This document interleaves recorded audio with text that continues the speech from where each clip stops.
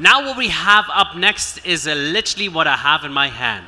We are launching here on stage the Dubai Startup Guide. I mean, this is literally Dubai in one book. And the reason why you need to be ready for this session, because everything and anything that you need to know about launching a business, running a business, how to have an unfair advantage is in this book. And now it is going to be launched with Saeed Gergawi, the Vice President of Dubai Chamber for Digital Economy, who's going to be in conversation with Erika Welch, the Chief Content Officer of Lucidity Insights. Please give them a very warm welcome for the launch of the Dubai Startup Guide. Welcome to the stage.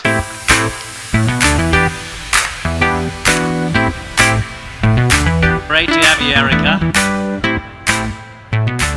And always a pleasure to see you, Saeed.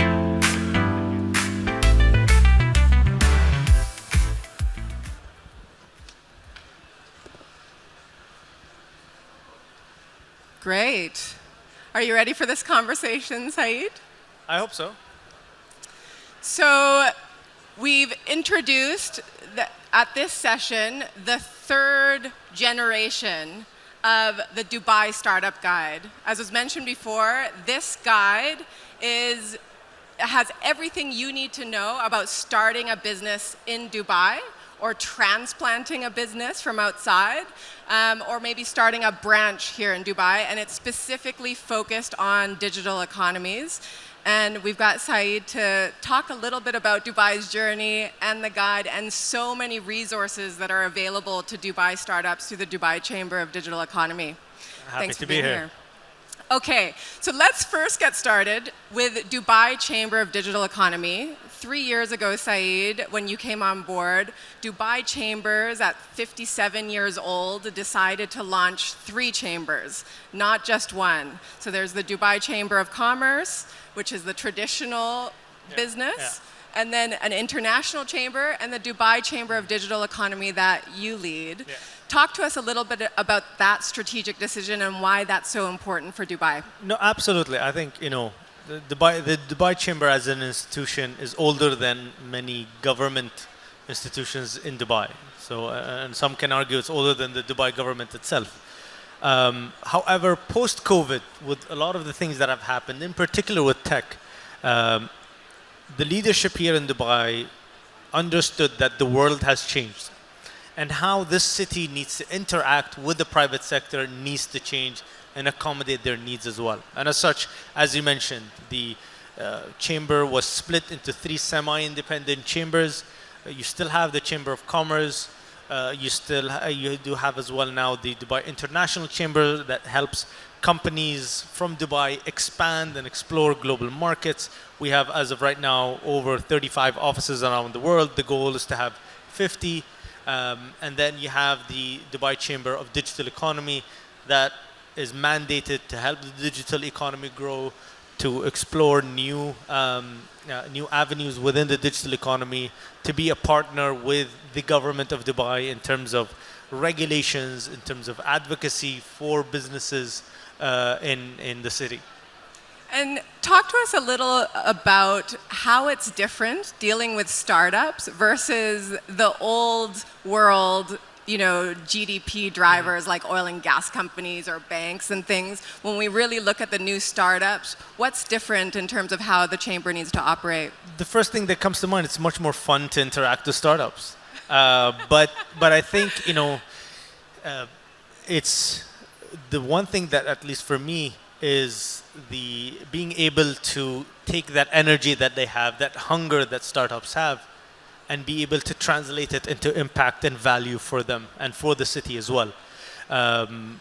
When we talk to a large corporates, they're a bit more clearer. I think that's the difference. They do have their KPIs, their audit, their structure in.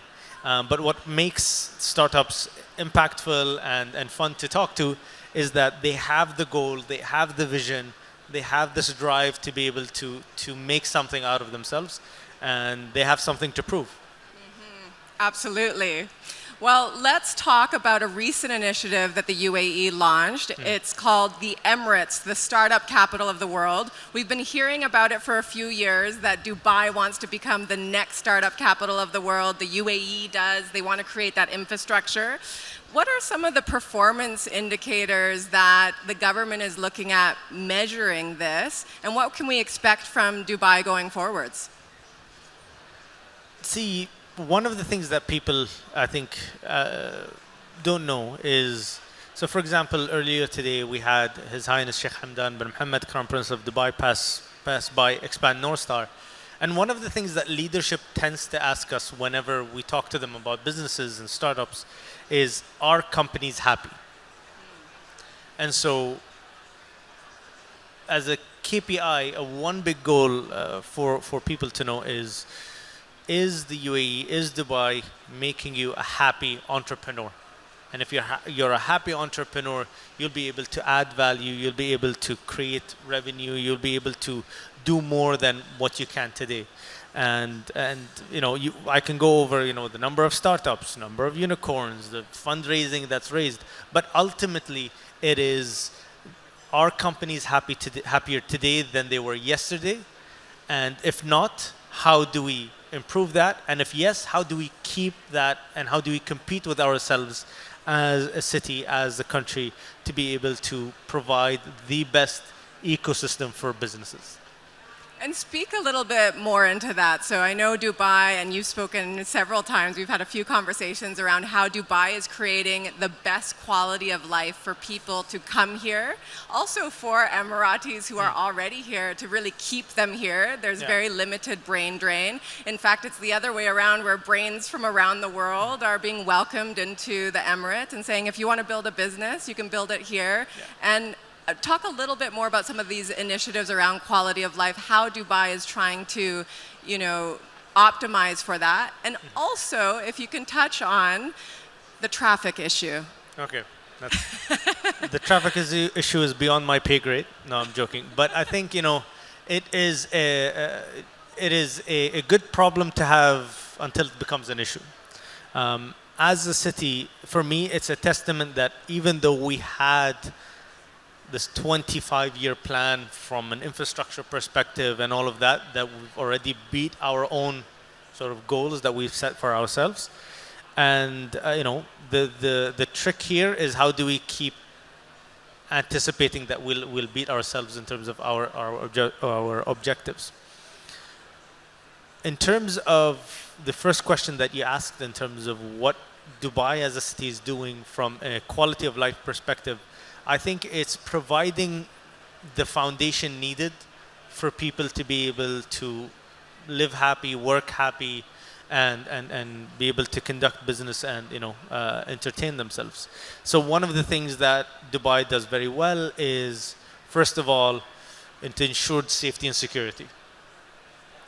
That's again the bare minimum that's needed, and thankfully that's happened.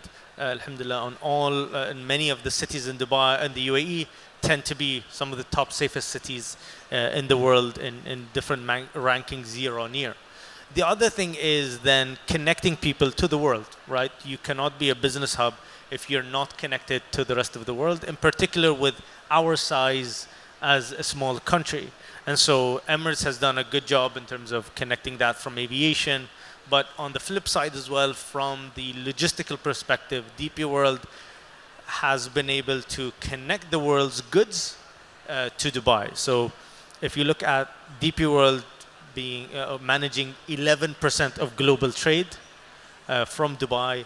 In fact, I just learned the fact yesterday that if a company that's having issues getting financing or insurance to ship their products around the world, if they do ship their products on DP World ships, then they automatically get the financing and be able to get insurance, just because they're able to. DP World is using a particular blockchain solution that allows businesses and provides that comfort for them.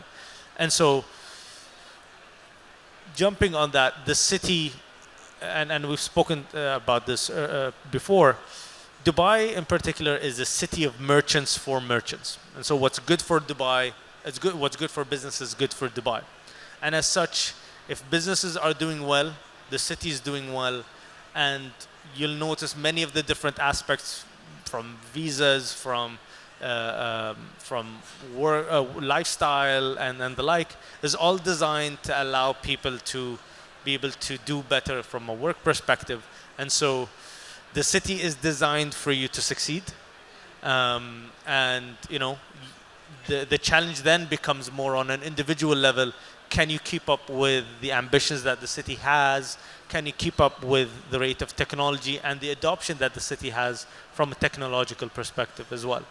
And then you can go into aspects that Dubai provides, from world-class infrastructure, from world-class services, government services or otherwise, from world-class schooling for people who are raising families, and the list keeps on going. The list does keep on going, but Dubai seems to be doing really well in this department. Obviously, Expand North Star is one of the big events that the Dubai Chamber of Digital Economy puts on, and you can just feel the entrepreneurial spirit and buzz here. I read a stat a couple of years ago now, so the stat's probably higher now, but in 2021, 1 in 5 residents in Dubai had a business to their name. Maybe they had, was an employee of a business, but they had another business to their name, which tells me how entrepreneurial the city is. And 63% of the UAE's non-oil GDP is contributed by the country's SME and startup sector. And I want to ask you, what do you think is the secret sauce, besides some of the things that we've talked about, that makes Dubai such a hustle, entrepreneurial, friendly city? Yeah. I mentioned earlier, Dubai is a merchant city built by merchants for merchants. So in all of us, Emirati or otherwise, we do understand somehow what businesses go through, because it is so ingrained into our DNA. And so, my grandfather and his father and his father were merchants. And so we really understand, at least, that they go through challenges and that the city doesn't want those challenges to happen.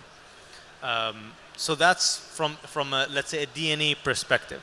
In Dubai, the number in terms of the contribution to the economy for SMEs is 94%. So it's much higher. Dubai is way more dependent on SMEs to succeed and to do well, for the economy to do well as well. And then it's a testament that, it's a fertile ground for those that can find value and provide value for customers. And the city will help you then be able to do that much faster and expand as a result. Wow, so 94% of the businesses in Dubai are SMEs, small, medium enterprises. That contribute to the economy, yes. Contributing to the economy. That's fantastic. So then, to cater to all of these startups and SMEs, tell us a little bit about some of the new initiatives and maybe even some of the old initiatives that people aren't familiar about that Dubai Chamber of Digital Economy offers, some resources besides this amazing startup guide that we've just launched today. Absolutely. So first thing is read the startup guide and go through it. But ultimately, I think something that we launched last week in collaboration with Dubai Economy and Tourism is the Dubai Founders HQ. A center of gravity, a starting point for entrepreneurs that want to be able to test products, that want to be able to launch their products in Dubai. And I akin to it to, you start a video game and you go into the first level. This is the first level that Dubai now has. Previously, and some of the feedback we've received from companies is that there are more than 30 different free zones. Each one has its own niche and its own specialization, and we tend to get lost. And so the aim of that is the Dubai Founder HQ is a phygital solution where there is a physical space right up from the mezzanine floor of the 25H hotel, but there is a digital component that you can go to apply into the different programs with Plug and Play and other such partners to be able to contribute to other academic institutions that are within the Founders HQ. We have over 25 partners as of right now, and that list is growing. So that's something that I highly recommend people to check out. The other is we have a forum a platform called Business in Dubai. You as a business fill out a 20 question form. We get to know who you are, and you tell us what do you need from the city, and the team here gets to be able to achieve those requirements that you have. On the other end as well, we've interviewed ecosystem partners in Dubai, corporates, investors, family offices. Some of them provide services for startups in particular, and they've told us what they're looking for as well. So we don't waste their time, and we don't waste the entrepreneur's time, and then connect them easily at the same time, providing them with discounted services that they may need to operate in Dubai, as well as some other value-adding services that they may need. So that's called Business in Dubai, and you can feel free to visit that. We do have as well an initiative called the Create Apps in Dubai initiative, led by Hassa here from my team, that basically wants to allow people with ideas to use Dubai as a platform to launch these ideas. And through the Create Apps Championship, we select folks from around the world that are able to apply. Over the past 2 editions, we've had over 5,800 applicants that have launched 55 projects, 55 apps that are live right now. Some of them have raised funds. And what happens is once you apply and you get accepted, you go through a 6-month period where you're trained from A to Z. From being able to present to investors, from being able to learn how do you build your team, how do you build your app, how do you target bugs, and then if you get to the finale of the championships, then you're able to present to the leadership of Dubai your solution and gain their buy-in in terms of being able to launch that in Dubai.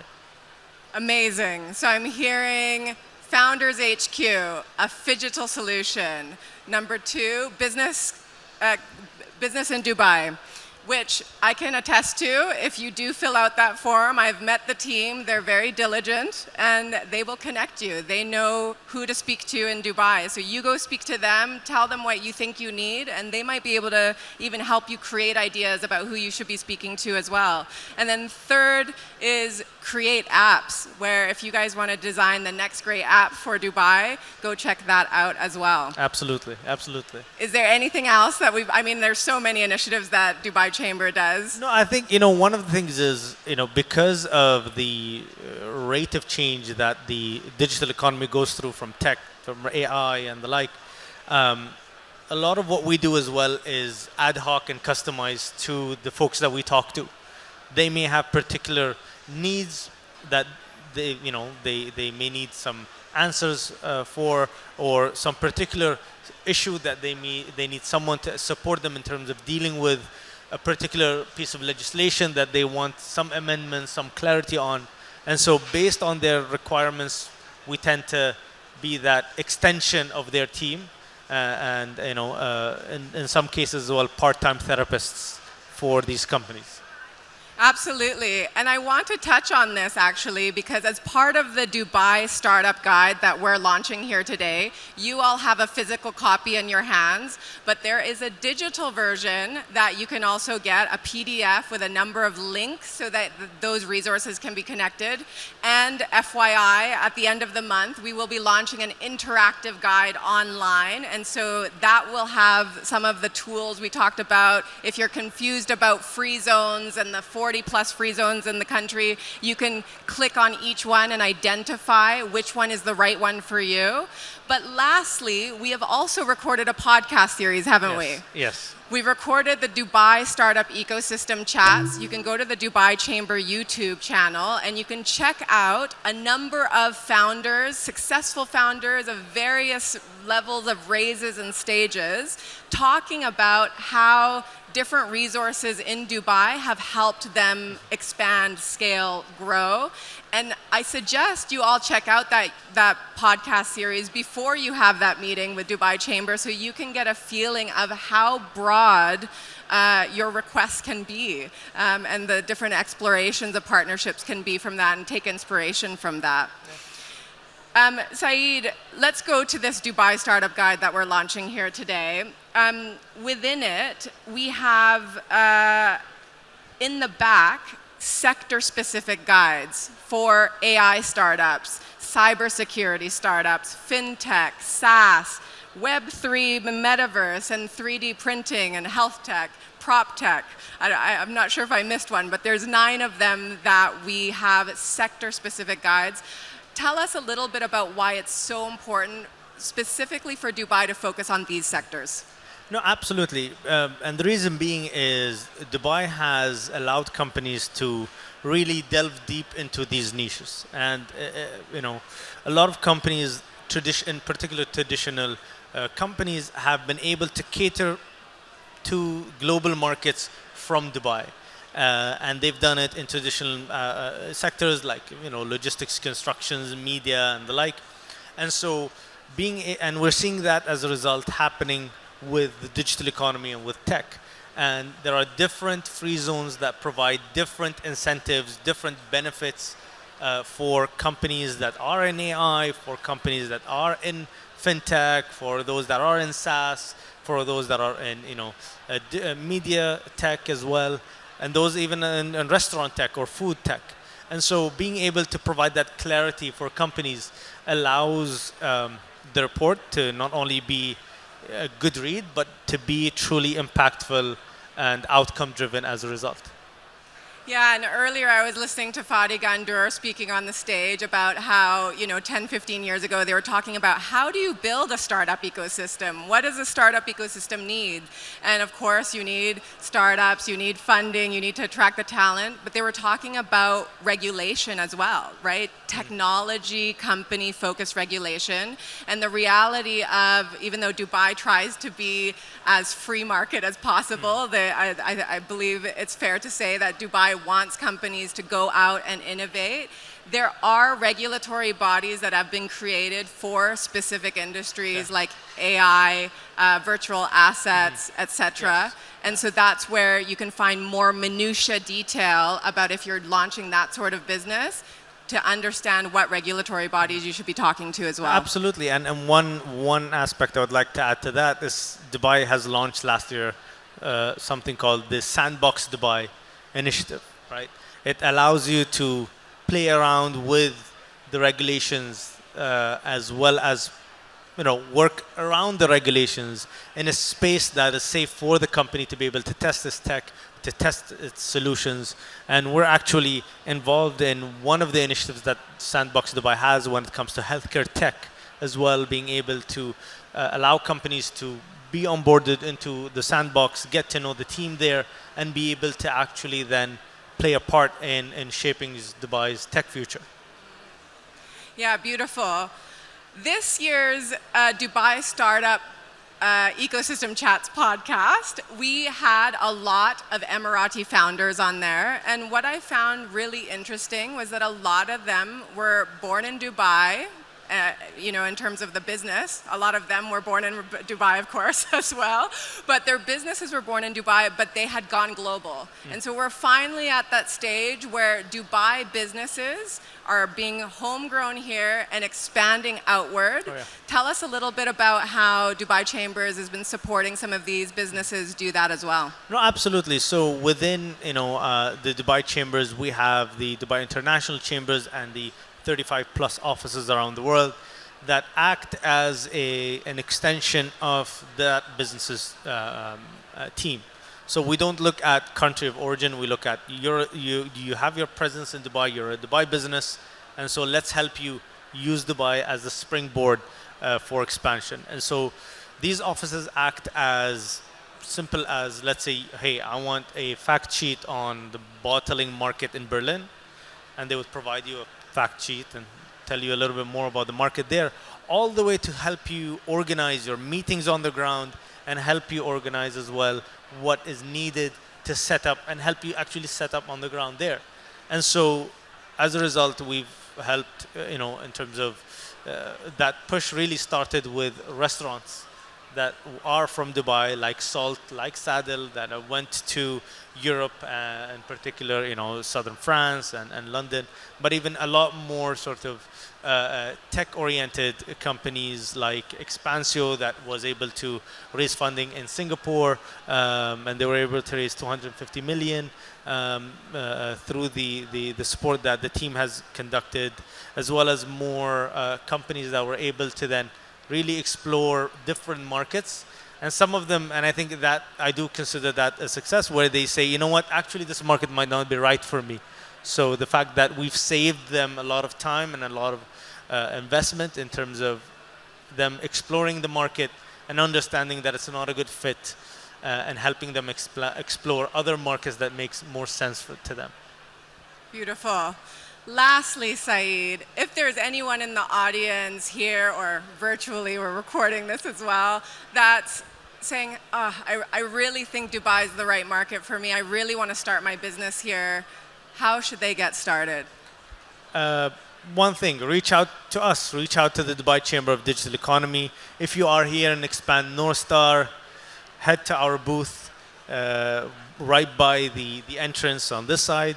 And if you're here virtually, then go to our website, dubaichambers.com, and we'll be more than happy to help you navigate and to help you explore what Dubai has to offer for you. Fantastic. And don't forget to download the report. Yes, read it. It's your new Bible. Thank you very much. Thank you.